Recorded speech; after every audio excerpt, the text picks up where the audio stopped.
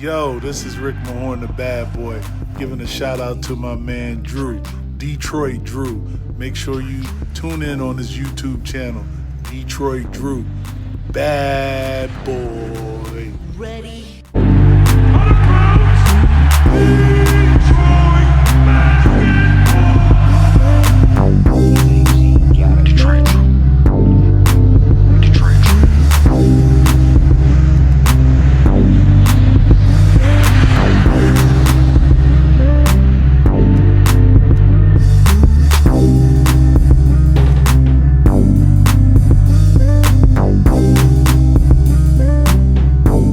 Yo, what's going on, peeps, man? Now that we got that drama stuff out the way, we can leave that BS behind us and continue to move forward talking Detroit Pistons, man.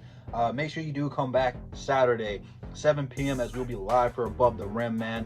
I know we are trying to get Everything King on right now. He said he'll come on, so stay tuned for all that, man. It's going to be a great, fantastic show, so stay tuned for all of that.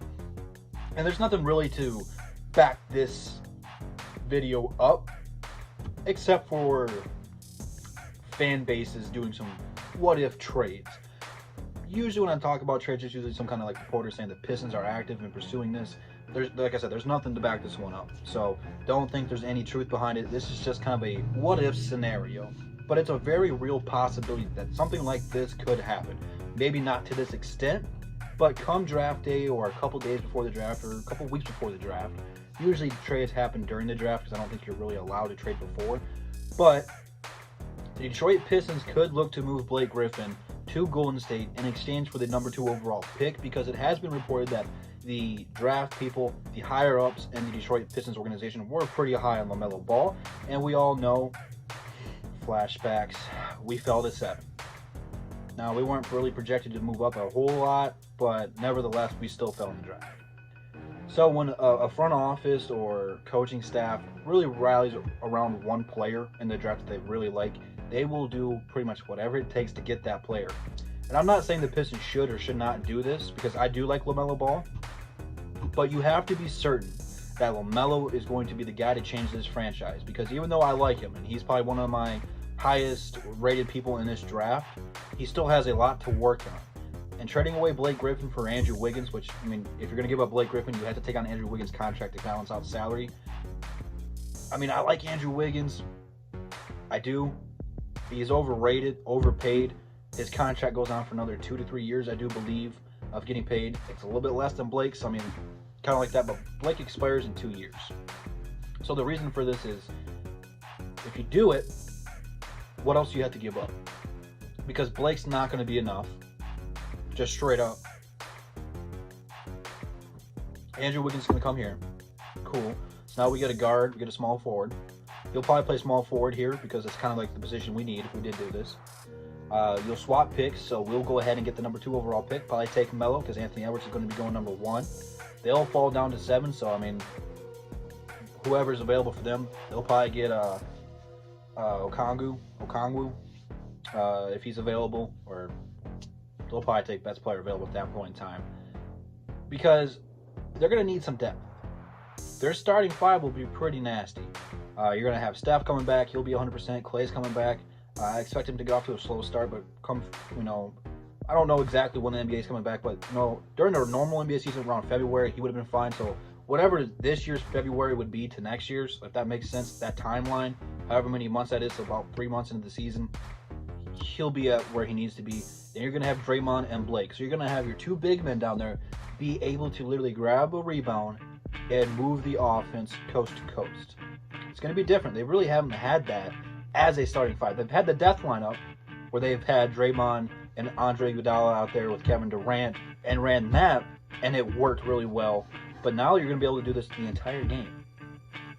So they'll probably want something else. You might have to throw in a Bruce Brown, a Luke Kennard, or a Mihailuk. You can't just, dump away Blake and something else and expect that to happen. And at this point with Troy Weaver, I don't want to throw in another first-round draft pick. I want to give Troy every single opportunity that we can to get more draft picks, to get more players here. Maybe a year ago or two, again, I still wasn't really high on trading draft picks. I knew we weren't very good at drafting. But now we're getting people in here who know how to scout people really well. They're going to know who's going to be good and who's not going to be good. I don't want to trade any more first-round draft picks for just a second round or the second overall pick in this year's draft. Now, if it's someone like Bradley Beal or a young star like that, then of course you do that. But for this, I don't want to do it. So you're going to have to give somebody else up. And who is that going to be? That's the real question. What are they going to want? I don't know. Maybe it'll be Derrick Rose. But if that's the case, it's going to suck because I really wanted Derrick Rose here to mentor this guy. But at the same time, I want to see Blake Griffin and Derrick Rose go get rings. And right now, the Detroit Pistons are far, far, far away from being title contenders. And now there's going to be these fans who come in here and say, maybe we can be this year's Miami. Miami just advanced to the Eastern Conference Finals. But you have to understand, they got Jimmy Butler. And they have a lot of guys that they have developed into some great, fantastic shooters. Bam's come on, and Bam's been dominant and having a good time, good year for him. They have a great coach and a great front office. It's completely different. Completely different.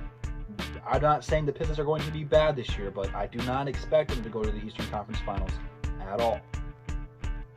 If anything, I expect them to be somewhere between the 6th to the 10th seed. And that's kind of just like a cheap answer right now because I don't know what this team's going to look like. So if we do have to trade Blake and Derrick Rose away to the Golden State Warriors for number 2, you just have to be sure that LaMelo Ball is the right piece, that he is going to carry this franchise for the next 10 years or so. Because if not, you are never going to live this one down. I'm excited for this, man, because I'm not, like I said, there's nothing to back this up. This has all just been fanfare. I'm just really talking to the fans who want this deal. I am for this deal. I am. It just has to pan out. Because if not, it does not look good. You're going to have Andrew Wiggins stuck here. You're not going to be able to move him.